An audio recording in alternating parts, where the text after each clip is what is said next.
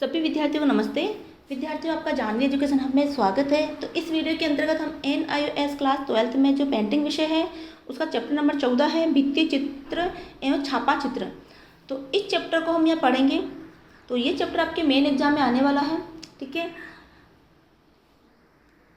तो देखो, भित्ति चित्र क्या होता है। जो चित्र दीवारों पर चित्रित किया जाता है वो भित्ति चित्र कहलाता है। और जो ठप्पे द्वारा जो छापा जाता है कुछ चित्रों को, जैसे लकड़ी का ठप्पा, लकड़ी का कुछ सामग्री लेके उसको ठप्पा बना के उसको डिजाइन बना के उस ठप्पे द्वारा छपाई की जाती है, वो छापा चित्र कहलाता है, ठीक है। तो पढ़ते हैं चैप्टर को।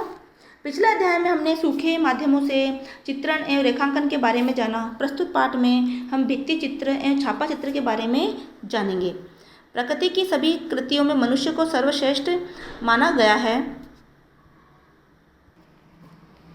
इसमें सोचने, समझने और सृजन करने की शक्ति संसार के अन्य प्राणियों की तुलना में अधिक होती है। तो जो मनुष्य है, मनुष्य में सोचने समझने की शक्ति अधिक होती है।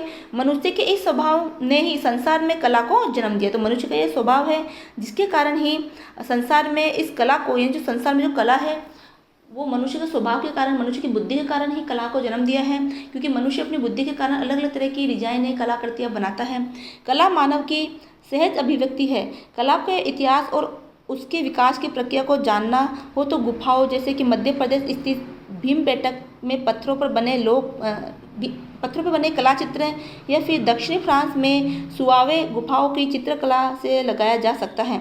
तो हम जो है ये जो भीमबेटक जो मध्य प्रदेश में गुफा है, तो गुफा के अंदर कुछ चित्र बने हुए, अजंता और एलोरा गुफा है, उसके अंतर्गत कुछ चित्र बने हुए हैं। तो आप देख सकते हो कि प्राचीन काल से मनुष्य में कला को अभिव्यक्त करने की एक प्राकृतिक शक्ति थी, है ना। उनमें एक रुचि थी, ये एक प्राकृतिक गुण था। हम देख सकते हैं जो मनुष्य अपनी कला को अभिव्यक्ति के माध्यम से व्यक्त करता है। भित्ति का सृजन कला के आरंभ से ही होता रहा है, पर आधुनिक कलाकारों ने इसमें नए आयाम जोड़ दिए। दीवार पर बनाया गया चित्र अथवा पट या फलक पर बनाया गया चित्र बनाकर दीवार पर स्थायी रूप से जोड़ा गया चित्र भित्ति चित्रण की श्रेणी में आता है। देखो, या तो सीधा ही दीवार पर कोई चित्र बनाया जाता है, या फिर किसी फलक या कुछ पट्टे पर जो है ना चित्र बनाकर उसको दीवार पर स्थायी रूप से जोड़ दिया जाता है, तो वो भी भित्ति चित्र के अंतर्गत आता है। इसके प्रमुख माध्यम फ्रेस्को, टेम्परा, तेल चित्र, पच्चीकारी व रंगीन कांच से बने चित्र है। तो देखो, आपका यहाँ से प्रश्न बनता है कि भित्ति चित्र किसे कहते हैं। तो भित्ति चित्र किसे कहते हैं, ये आपकी परिभाषा हो गई।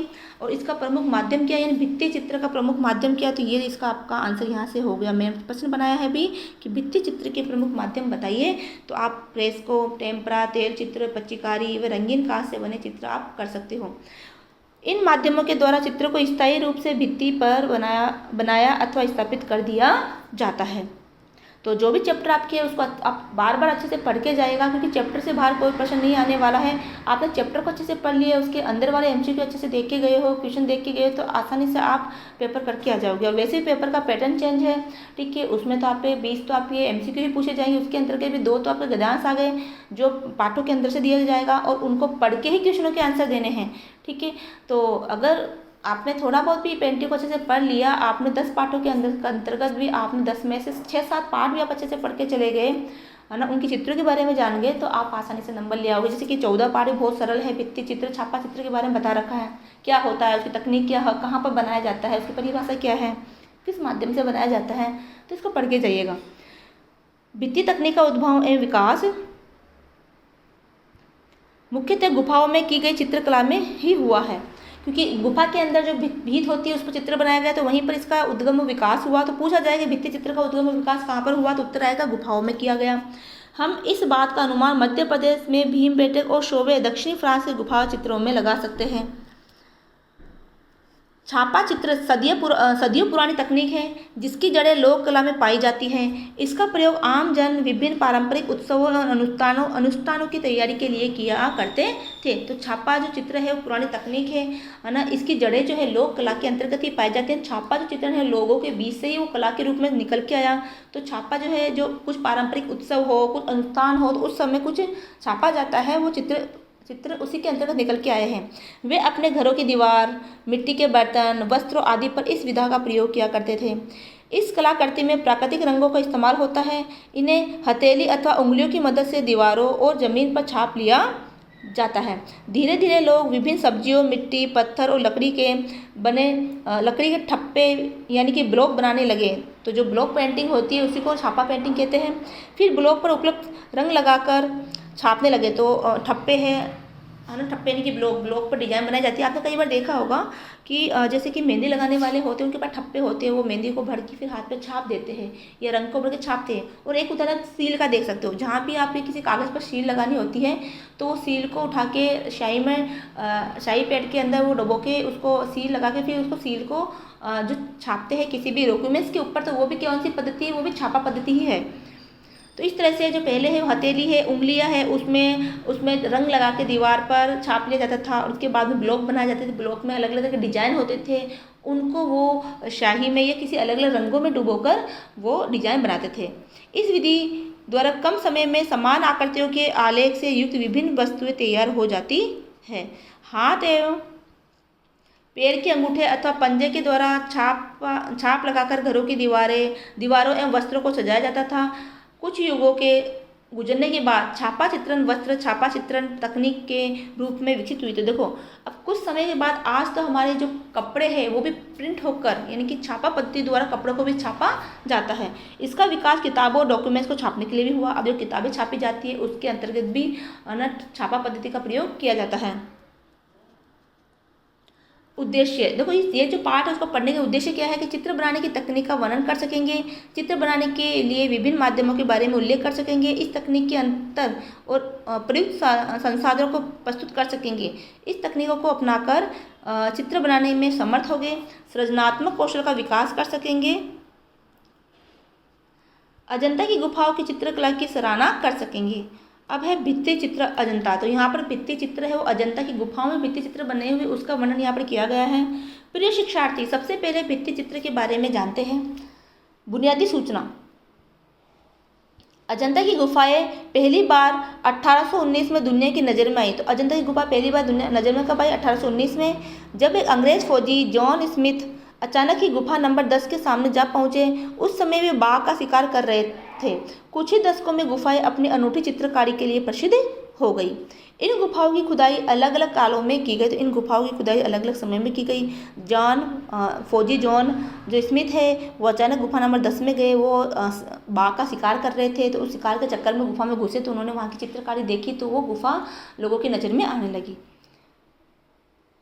तो इनकी जो खुदाई है, इन गुफाओं की जानकारी है, खुदाई है अलग अलग कालों में अलग अलग समय में की गई थी, है ना। इन गुफा की जो खुदाई है अलग अलग समय में की गई थी। 2वीं शताब्दी ईसा पूर्व से 6ठी शताब्दी ईस्वी, चट्टान की सतह के घोड़ों के नाल के आकार के मोड़ में अजंता के कुल 19 गुफाएं हैं। तो घोड़े की जो नाल होती है ना, उस घोड़े की नाल की इस तरह की होती है घोड़े की नाल, तो घोड़े की नाल के आकार के अंतर्गत ही ये जो अलग अलग गुफाएं है ना अजंता की गुफाएं बनी हुई है।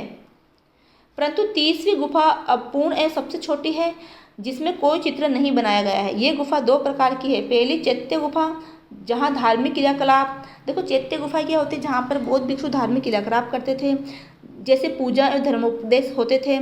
ये मुख्यतः 9, 10 से 19, 26 एवं 29वीं गुफा है। दूसरी विहार गुफा है, जहाँ बौद्ध भिक्षु निवास करते थे। तो विहार जहाँ पर निवास करते थे और ठहरते थे बौद्ध भिक्षु, वो है। यद्यपि यहाँ सभी गुफाएं चित्रित थी, परंतु लंबे समय तक संरक्षण के अभाव में ये चित्र नष्ट हो गए। यानी कि जो ये जितनी भी गुफाएं, इसमें 30 गुफा है, 30 में से एक जो 30वीं गुफा है वो थोड़ी अधूरी है। बाकी जो 29 गुफा है उसमें सब में चित्र बने हुए थे, लेकिन लंबे समय तक उन गुफाओं का जानकारी नहीं थी, वो लोगों के नज़र में ही नहीं आई। तो वो जो गुफा है उसकी जो संरक्षण उनको नहीं मिला, जिसके कारण उनके जो अंदर के चित्र थे वो धीरे धीरे नष्ट होने लगे, फीके पड़ने लगे। केवल गुफा संख्या 1, 2, 9, 11, 16 एवं 17 में ही भित्ति चित्र बचे हैं। बाकी उपेक्षा और समय के कारण नष्ट हो गए हैं। गुफाओं की छतों, दीवारों और स्तंभों पर चित्रों के सामान्य विषय विभिन्न जातक कहानियाँ। देखो जातक कहानी क्या होती है? बुद्ध के जीवन से संबंधित जो कहानियाँ होती है वो जातक कहानियाँ हैं।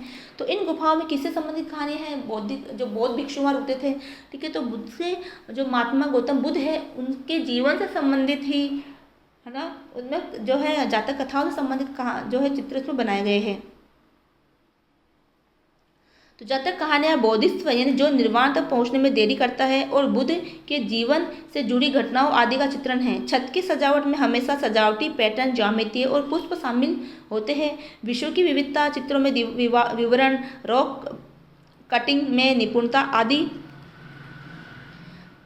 वास्तुकला की कुशलता से पता चलता है कि इसे त्यागने से पहले भिक्षु दुनिया को और जीवन धारा को जानते हैं। यानी कि इसको त्यागने से पहले वो बहुत भिक्षु दुनिया को जानते हो। देखो ये चित्र है ना। तो ये चित्र जो है पद्मपाणि बोधिसत्व। पद्मपाणि का मतलब होता है हाथ में कमल का फूल लिए हुए, तो इनके हाथ में कमल का फूल है, तो ये बोधिसत्व का चित्र है।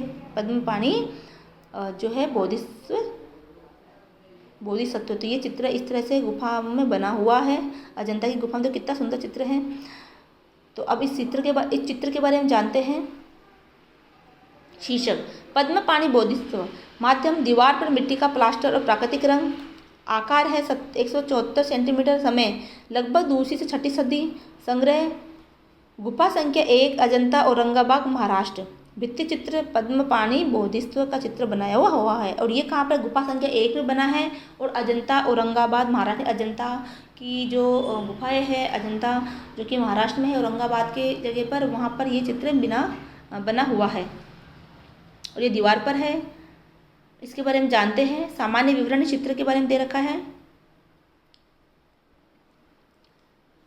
मानव आकार के बराबर गुफा 1 का यह उत्कृष्ट एवं विशाल भित्ति चित्र भारतीय चित्रकला का एक महान उदाहरण है। मानव के आकार जितना बड़ा ये चित्र बनाया गया है, वह मोती, नीलम, लापिस लाजुली और अन्य रत्नों से सजाया गया है। हाथ में नील कमल लिए विश्व चिंतित त्याग, वैराग्य एवं शांति का भाव तथागत भगवान बुद्ध के मुखमंडल पर स्पष्ट परिलक्षित होती है। तो ये भगवान बुद्ध का चित्र है, जिसके चेहरे के ऊपर त्याग है, वैराग्य है, शांति और शांति का भाव वहाँ पर नजर आता है उस चित्र के अंतर्गत। उनका नाम पद्मपाणि है। संस्कृत में पद्म कमल का फूल है और पाणि हाथ होता है। शांत चित्त एवं नीचे की ओर ध्यान मग्न नेत्र तथागत के मनोभाव को ऐसे प्रतिबिंबित कर रहे हैं। तथागत यानी कि महात्मा बुद्ध को कहा गया है, प्रतिबिंबित कर रही है, जैसे वे सांसारिक कष्टों के प्रति चिंतित है। तो ऐसा लग रहा है उस चित्र को देख के जैसे भगवान बुद्ध जो है उस संसार में जो भी कष्ट है उसके प्रति वो चिंतित है। उनका निर्माण करने के लिए वे दृढ़ संकल्पित है कि ये संसार में जितने भी दुख है उसका वो निर्माण करना चाहते हैं, उसको वो खत्म करना चाहते हैं। उसके लिए वो संकल्पित है, उन्होंने संकल्प ले रखा है। हीरे, मोती और जवाहरात से सुसज्जित बोधिसत्व की यह तस्वीर वैभवपूर्ण है। मोतियों से जड़ी सुंदर मुकुट अपने आप में अद्वितीय है। मुकुट उनका राजवंशी होने का प्रतीक है। कि मुकुट ये बताता है कि भगवान बुद्ध जो है वो राजवंश से संबंधित थे, एक राजा के पुत्र थे। गले में मोतियों की माला जिसमें कुछ अंतराल पर नीले मनके एवं बीच में एक बड़ा नीला मनका चित्रकारों ने बड़े सुंदर ढंग से चित्रित किया है। लयबद्ध रेखाएं, वैविध्यपूर्ण एवं संयमित रंग योजना, हस्त मुद्रा एवं भाव प्रवीणता, अलंकरण एवं संयोजन आदि में चित्रकार ने संपूर्ण कौशल का परिचय दिया है। उनकी आध्यात्मिक जागृति का प्रतिनिधित्व करता है। उनका शांत सुंदर चेहरा, आनुपातिक शरीर और उनका रुख बोधिसत्व के आदर्शों द्वारा स्थापित परिष्कृत मनुष्य के आदरों को पुष्टि करता है।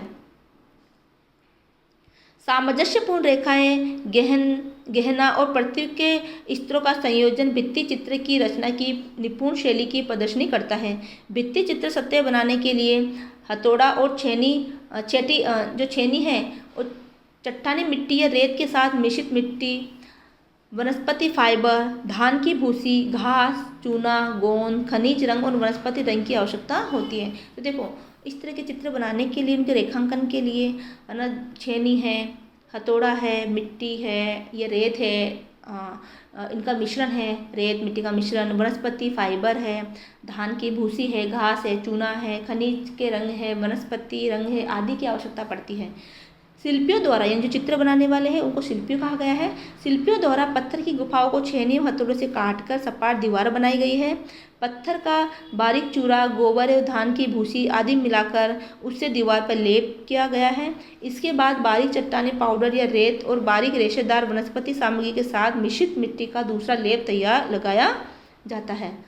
लेप के ऊपर चूने का प्लस्तर चढ़ाया गया है। इस प्रकार तैयार की गई गीली दीवार पर रूपरेखा खींची गई, फिर रिक्त स्थान को रंग द्वारा भर दिया गया है। इसके उपरांत विभिन्न खनिज और वनस्पति रंगों से चित्रकार द्वारा कुशल चित्रण किया गया है। अजंता के चित्रकारों के पास, यानी अजंता के जो चित्रकार है, तो अजंता के चित्रकारों के पास गिने चुने रंग उपलब्ध थे। तो उस समय इतनी तकनीक नहीं थी, रंगों की कृत्रिम रंग नहीं थे, तो गिने चुने कुछ रंग थे जो प्रकृति से मिलते थे। ये रंग मिट्टी एवं पत्थर द्वारा बनाए जाते थे, जिसमें गेरू से लाल एवं गेरुआ, खड़िया अथवा चूने से सफ़ेद, नील से नीला, ट्रेवाट पत्थर से नींबू, कायोलिन, जिप्सम तक भिन्न भिन्न रंग होते थे। वनस्पति रंगों का भी प्रयोग हुआ है। तो अब इससे संबंधित कुछ प्रश्न हैं। देखो, अजंता में कुल कितनी गुफाएं हैं? तो अजंता में कुल 30 गुफाएं हैं।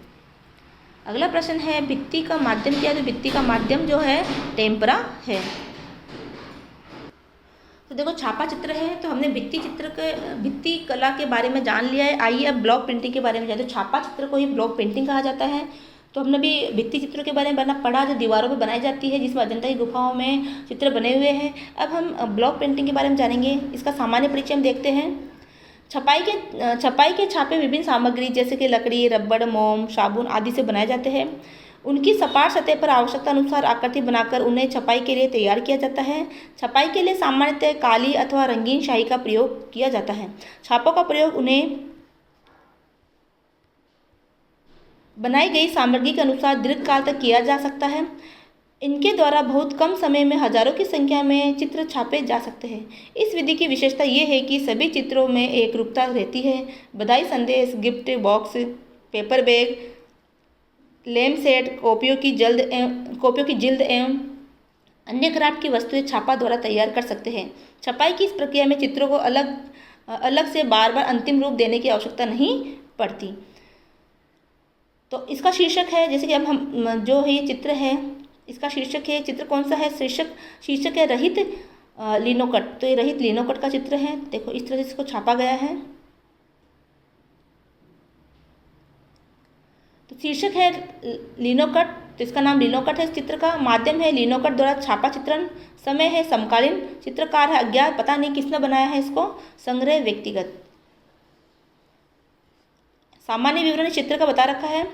इस छापा चित्र में फूल, पत्तियों, कलियों एवं बेल बूटों आदि को लेबत कर आलेखन के सुंदरतम रूप में चित्रित किया गया है। रेखाएं, वृत्त, ज्यामिति आकृतियों को संयोजित कर इस प्रकार संतुलित है कि छपाई के उपरांत त्रिआयामी दृश्य का बोध कराता है। त्रिआयामी 3D का बोध करवाता है। उभरी हुई आकृति है। एक से अधिक रंगों के प्रयोग से जीवंता है। मुद्रण के लिए डिजाइन को लिनोलियम ब्लॉक पर उकेरा गया है। एक बार नक्काशीदार सतह को रंग के संपर्क में लाया जाता है। फिर छाप बनाने के लिए ब्लॉक को ड्राइंग शीट पर धीरे से दबाया जाता है और फिर उठा लिया जाता है। तो इस तरह से इस चित्र को बनाया जाता है। अब ये सारे प्रश्न मैंने वीडियो में करा दिए हैं, तो जिन्होंने वो वीडियो नहीं देखा तो उस वीडियो को जरूर देखिए। तो किस सामग्री से बनाया जाता है छापा, तो सब कुछ कराया हुआ है। अगला है सब्जियों द्वारा छापा चित्र। अब देखो, सब्जियों से भी छापा चित्र किया जाता है। अगर किसी स्टूडेंट ने आप लोगों ने पेंटिंग सब्जेक्ट लिया तो आपने देखो, आपने जो है पेंटिंग की फाइल बनाई होगी, है ना। तो देखो, उसमें सब्जियों के द्वारा, भिंडी के द्वारा जो एक प्रैक्टिकल दे रखा है उसमें। तो अगर आपने इस चैनल पर जो बनाया हुआ जो चित्रकला का जो पेंटिंग की जो फाइल है, वो वीडियो आपने देख के चित्र बनाए हैं, तो आपने उसमें एक प्रैक्टिकल देखा होगा जिसके अंतर्गत भिंडी और आलू द्वारा जो है एक छापा किया गया है। ठीक है, यानी कि एक प्रैक्टिकल बनाया गया है। तो वो इसी चैप्टर से ही वो पेंटिंग का वो लिया गया है प्रैक्टिकल, जो कि आपके प्रैक्टिकल की बुक में दे रखा है। तो छापा चित्रण ही है वो। तो अब हम छापा चित्रण जो सब्जियों से करते हैं वो देखेंगे। अब आप एक बहुत ही रोचक कलाकृति सब्जियों के माध्यम से छपाई के बारे में जानेंगे। सामान्य विवरण। इस तकनीक का प्रयोग हम ऐसे चित्र बनाने में करते हैं जहां एक ही तरह की आकृतियों को बार बार दोहराना पड़ता है, परंतु दोहराई गई आकृति में हल्का परिवर्तन स्वीकार्य होता है। ऐसे में हम विभिन्न सब्जियों जैसे आलू, भिंडी, शिमला मिर्च, प्याज, कमल ककड़ी, जमीकंद, शकरकंदी आदि को बीच में काटकर छापे अथवा ठप्पा का रूप में प्रयोग करते हैं। इस तकनीक में काटी हुई सब्जी से बनी आकृति का बार बार उपयोग कर समान आकृतियाँ छाप सकते हैं। इस प्रकार छापी गई आकृतियों में एक रूपता रहती है, एक जैसी होती है, क्योंकि वो सब्जियों का आकार एक जैसा रहता है, पर समरूपता नहीं रहती। उदाहरण के लिए भिंडी अथवा शिमला मिर्च को उचित स्थान से काटकर उनके द्वारा फूलों की सुंदर आकृतियाँ छापी जा सकती हैं और उनकी सहायता से सुंदर चित्र बनाया जा सकता है। किसी आलेखन, आकृति अथवा भाषा लिपि की छपाई के लिए एक बड़ा आलू बीच में काटकर उसकी समतल सतह पर चाकू द्वारा वांछित आकृति उकेरकर उसका ठप्पे के रूप में बार बार प्रयोग कर सुंदर चित्र बनाए जा सकते हैं।